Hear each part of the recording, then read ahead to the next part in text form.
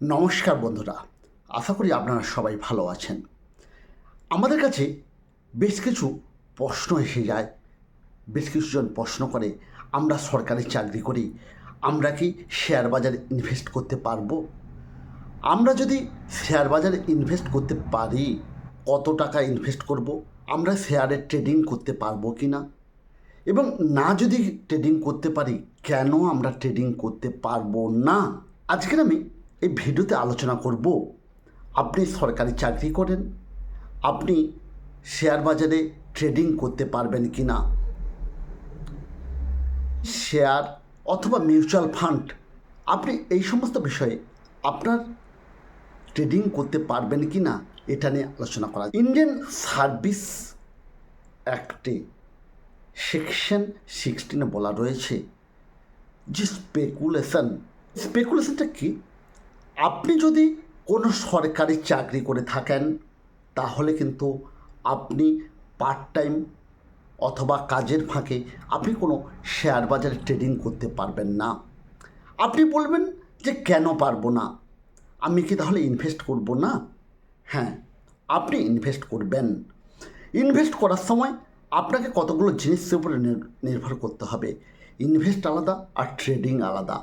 আপনি যদি ট্রেডিং করেন, ট্রেডিং কথার অর্থ হলো আপনি সেই ইন্টারডে ট্রেডিং হতে পারে, অথবা আপনি আজকের শেয়ার কিনে রেখেছেন, আপনি কয়েকদিন হোল্ড করার পরে তারপরে আপনি বিক্রি করে দিলেন। ভারত সরকার কিন্তু অনেকটা এগিয়ে রয়েছে এই সমস্ত বিষয়ের উপরে, নজরদারির উপরে। কারণ আপনি যখন ট্রেডিং করছেন, তখন কিন্তু আপনাকে একটা ডিম্যাট অ্যাকাউন্ট খুলতে হচ্ছে। ডিম্যাট অ্যাকাউন্ট খোলার সময় আপনার প্যান নাম্বার ওখানে কিন্তু বাধ্যতামূলক, নাহলে কিন্তু আপনি ডিম্যাট অ্যাকাউন্ট করতে পারবেন না। আপনি যখন ডিম্যাট অ্যাকাউন্ট করছেন, প্যান নাম্বার দিয়ে ডিম্যাট অ্যাকাউন্ট করছেন, সেখানে কিন্তু আপনি আপনার শেয়ার বাজারে ট্রেডিং করতে পারবেন না। তাহলে ইনভেস্ট কি করতে পারবো না? হ্যাঁ, ইনভেস্ট করতে পারবেন। আপনি এক্ষেত্রে আপনাকে একটা সাজেস্ট আমি করব, আপনি যে শেয়ারটাকে আপনি পারচেস করেছেন সেটাকে 1 বছর হোল্ড করে নিন।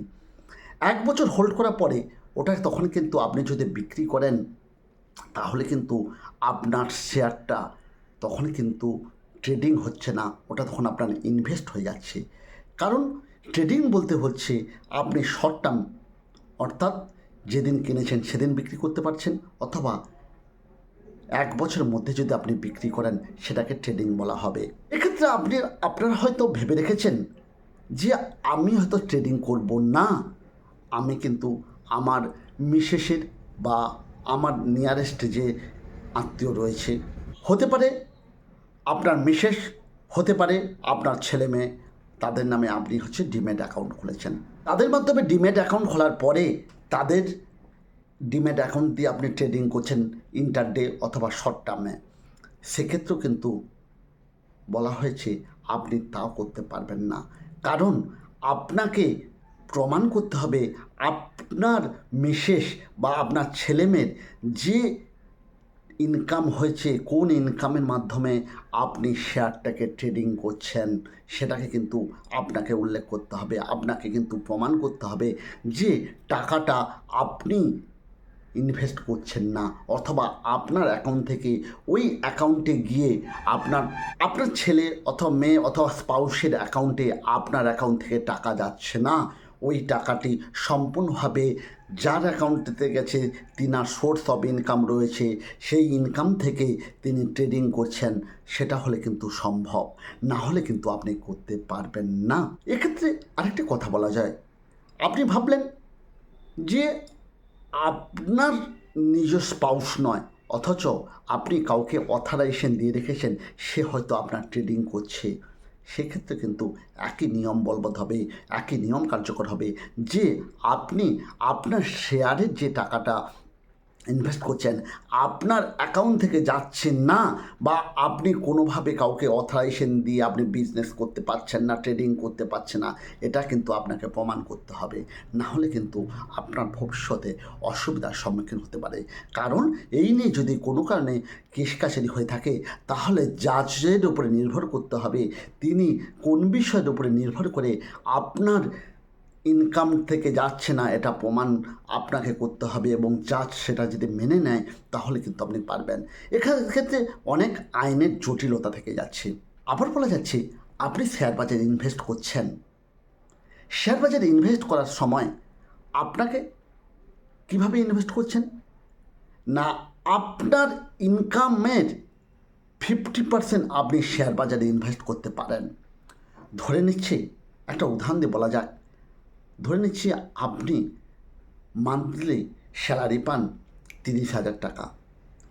যদি মান্থলি 30,000 টাকা স্যালারি পেয়ে থাকেন তাহলে কিন্তু আপনি এর 50% মানে ম্যাক্সিমাম 1,80,000 টাকা পর্যন্ত আপনি ইনভেস্ট করতে পারবেন, তাও আবার লং টার্ম ক্যাপিটালে, অর্থাৎ শেয়ারটাকে আপনাকে 1 বছরে বেশি হোল্ড করে থাকতে হবে, তবে কিন্তু আপনি ইনভেস্ট করতে পারবেন।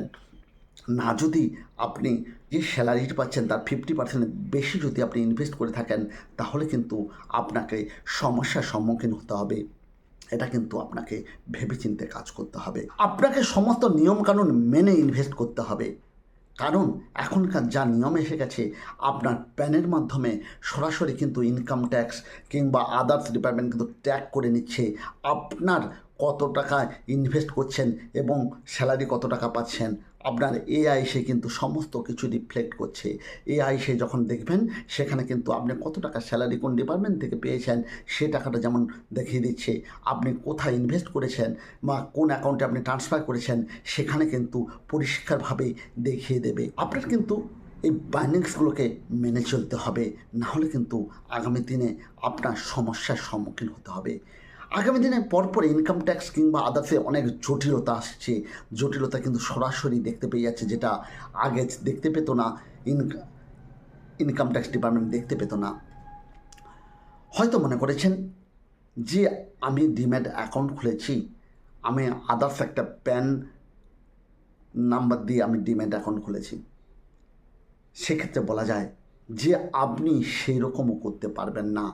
কারণ একজন এসএসসির একটার বেশি প্যান নাম্বার থাকতে পারে না।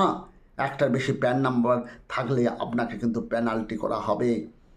তার জন্য কিন্তু আপনি মনে করলেও দুটো প্যান কার্ড করে আপনার শেয়ার ট্রেডিং করতে চাইলেও পারবেন না। আপনার কোনো পাউসের অ্যাকাউন্টেও কিন্তু আপনি গভর্নমেন্ট স্যালারি পার্সেন্ট হয়ে থাকলে কোনো পাউসের অ্যাকাউন্টে কিন্তু আপনি এই ট্রেডিং করতে পারবেন না। তাহলে আজকের এই আলোচনার মূল বিষয়বস্তু বা যেটা জিস্ট যদি বলা যেতে পারে, আপনি শেয়ার ট্রেডিং করতে পারেন। শেয়ার ট্রেডিং করলে সেটা অতি অবশ্যই 1 বছর হতে হবে, 1 বছর পরে আপনি বিক্রি করবেন। আপনি যদি মনে করেন যে আপনি শেয়ার ট্রেডিং করছেন, শেয়ার ট্রেডিং করে কিছু দিনের জন্য রেখে দিয়ে আপনি বিক্রি করছেন, সে আপনি 1-2বার করতেই পারেন। কিন্তু যদি এটা আপনার রুটিন মাফিক হয়ে থাকে তাহলে কিন্তু আপনাকে আপনার ডিপার্টমেন্টও নোটিশ করতে পারে। কারণ রুটিন মাফিক বলতে গেলে যে আপনি বারবার শেয়ারটাকে কিনছেন এবং কয়েকদিন হোল্ড করে রেখে বিক্রি করছেন, তাহলে কিন্তু আপনার ট্রেডিংয়ের জায়গায় এসে যাবে। অর্থাৎ ইন্টারডে ট্রেডিং অথবা শর্ট টার্মে আপনি কোনো ট্রেডিং করতে পারবেন না। আপনার কোনো পাউসের অ্যাকাউন্টেও নামে যদি আপনি ডিম্যাট অ্যাকাউন্ট খুলেও কিন্তু আপনি ট্রেডিং করতে পারবেন না।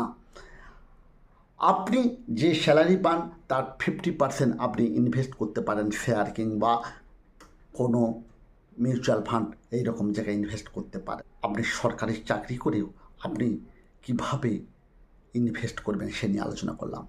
যদি আমার ভিডিওটি হেল্পফুল মনে হয় অতি অবশ্যই ট্যাক্স পয়েন্ট চ্যানেলটিকে সাবস্ক্রাইব করতে ভুল করবেন না।